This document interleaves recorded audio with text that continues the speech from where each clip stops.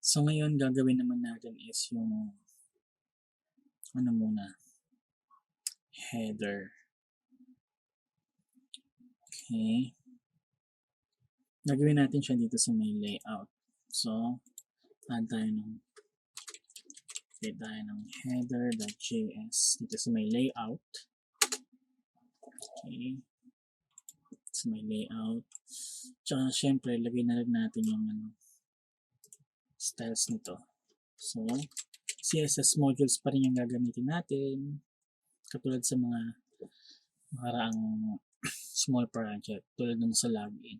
Kung hindi nyo pa nakikita yun, try nyo i-check. Panoorin. Header.module.css. Excuse me.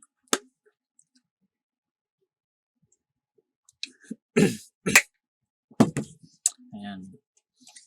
So, pagdating dito sa may header natin, syempre, import react from react. Oops. Ayan. Tapos, const header. Oops. Header is equals to function. Magka-props tayo dito mamaya. Nilalagay na natin. Then, export default natin header. Yan. Okay. Next natin gagawin, return tayo ng JSX. Import natin yung fragment. Fragment natin. Yan. So, lagay natin. Yan, yung pinaka-parent div niya yung fragment. And then, header. Lagay tayo ng header dyan. Tapos, gawa rin tayo ng div. Yan. And then, dito sa header natin, sa loob nito, lagay tayo ng h1. Bahala natin react nails. Ayan. Sample lang naman. A small project lang. Ganyan tayo ng button. Ayan. Pangalan. Cart.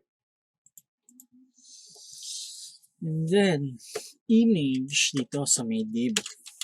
Image yan. Ayan. Paano natin gagawin yan?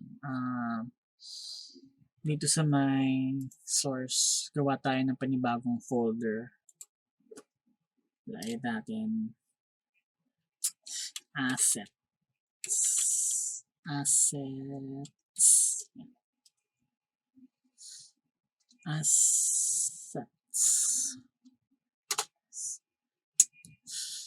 Tapos, dito sa assets natin, dito natin lalagay image. Actually. Pero kung gagamit kayo ng image na galing sa net, pagka sinurse nyo, lagay nyo lang dito, http, ganyan, kung ano naman yung URL na yan. Pero sa atin, iba yung approach natin na gagawin. Bale, dito sa local natin. So, meron ako dito,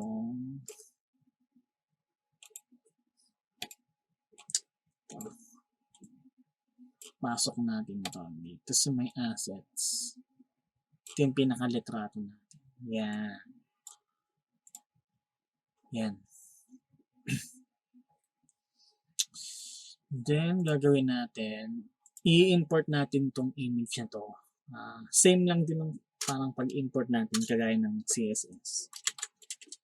Import natin, papangalanan natin meals image.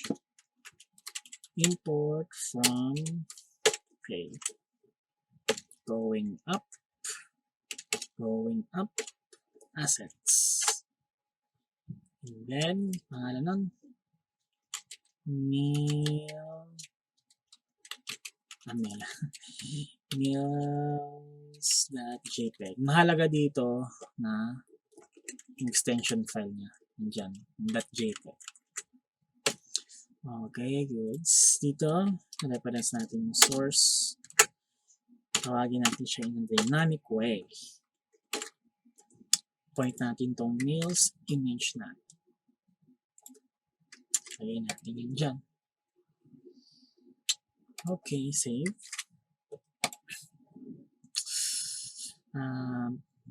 Tapos yan, punta tayo sa app.js natin. Pagdating dito, import natin si React from React. Tapos, gamitan din natin ng fragments to. Ayan. Pinaka-parent beam natin, fragment na. Tapos, import natin si header. Pag na-import na natin sa header, lagay natin dito si header. Save natin. Oops. Okay. Goods. Tingnan natin ngayon.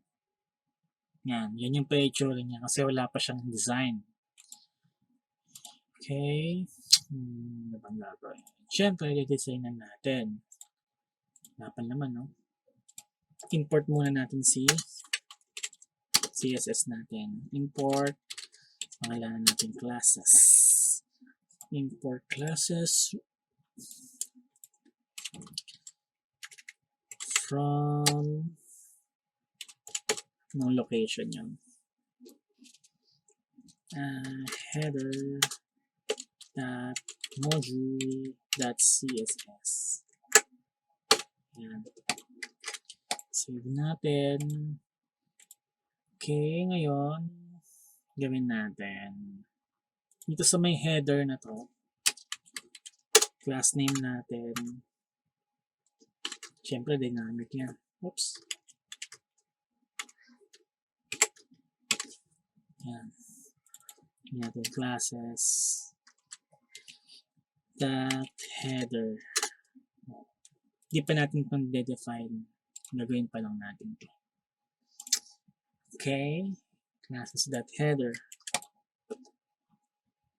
Let's minimize this. Kasi mag-ano tayo. Design tayo. So, para makita natin. Sure. Okay, so, header. Dating dito, that header natin. Ang gagawin natin dito, position muna natin. Position natin to, position fix natin. Then, top natin 0. Left natin is 0. Width natin is 100%. Okay. Height natin, sabihin natin 5 rem. Tapos yung background color natin. Sasabihin ko.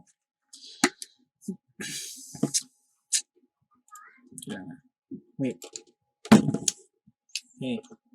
Lang, save natin. Save yan. Background color natin.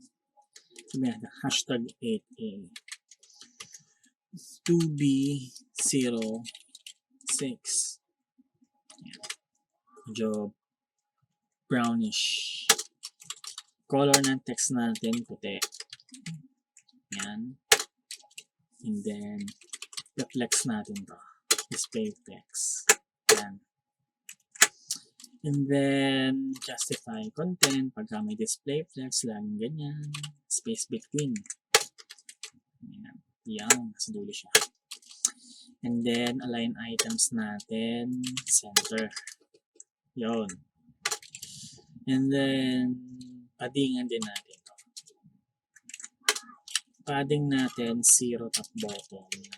Left right. Let's see. Oh, nawala.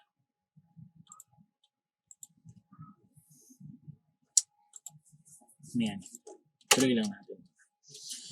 Back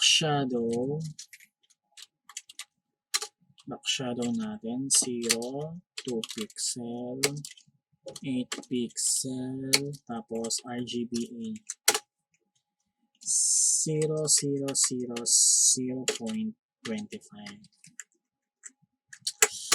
Okay, so natin Z index 10. Okay, bakit nawala yung natin? 100%. 100%. 10 lang. Yun. Ayan. Sunod natin asikasuhin is yung litrato.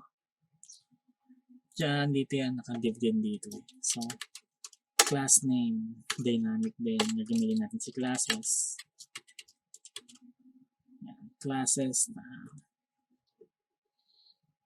So, tawagin natin itong main image. Yan. Main image. Tapos, main image. Tapos, image. Target natin dito. Okay, dito muna tayo sa main image. So, natin yung classes. Siyempre, dynamic, di ba? Ay, hindi pala. Classes, hindi tayo magda-dot notation. Kapag ka yung sa CSS module, kapag ka yung class mo sa CSS module mo is walang dash, walang ganito, gamit ka ng dot notation. Okay yun. Pero kapag merong dash, katulad nito, main image, ito gagawin mo. Classes. Tapos, iyan mo siya. Parang object, kumbaga. Parang array, ganyan. Tapos, anong pangalan nun? Main image, sabihin natin yan. Yan. Ganyan ang pagtawag doon. Kapag may dash yung class mo. Main image. So, save natin yan. So, sa main image natin, ganito lang naman yun. Widthan natin. Width niya. 110%. Sabihin natin. Okay. Then, height niya is, sabihin natin 25 rem. Okay. Yan. 25 rem. Tapos yung Z index niya, 0. Okay. Tapos, yung overflow nito, hidden lang. Yan. And then, gusto ko siya medyo may pangit. Pahalang, pa ganun. Pa-slice. So, dun sa may image, kasi, di ba, main image, target natin itong image. So, ito yan. Pagdating doon, same. Width natin, 110%. Tapos, yung height natin, 110%. Okay. So, 10. Yan. Boom. Yung no? Distorted. Lumapat niya. Distorted naman. Pero okay na yan. Object fit. Tawagin natin sa object. Cover. Yung. Cover. Ito na. Ito na yung maghahati. Yung pahalang. Ta-transform natin. Pagka-transform, rotate, Z. Sa parameter nun, angle yun. Z natin, negative 5 degree. Negative 5 degree, translate Y natin pa. Translate Y, negative 4M. Tapos, translate X din natin to. Translate X natin, negative 1 rem. Save this. Yun. Yan o. Medyo may pagka, siya. Medyo pahiwa na kumbaga. Pero, ano ba? May kulang eh. Dapat sagad yung paghahati. So, anong kulang? Let's see. Transform natin, rotate C is negative 5 degree. Translate Y natin is negative 4 rem. Translate X natin is negative 1 rem. And then yung width natin is 110 and height natin is 110. And then yung cover natin, yung object fit natin is cover. Main image naman is 110%. Iyon ang problema natin. Ba't tayo nag 100%? Yan. And then yung height natin is 25 rem. And yung Z index natin is yung overflow hidden. Okay. So,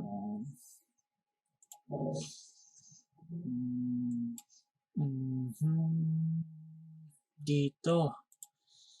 So, width natin, tama siya 100. Pero yung height natin, hindi pala 100. Yung width natin 110, okay yan. Pero yung height natin, 100 lang. Hindi 110. Yun. Yan ang gusto ko. Hating-hati siya dito. So, itong cart, sikasuhin natin yan sa next. Okay, na-establish natin yung pinaka natin, header natin. So, yun lang.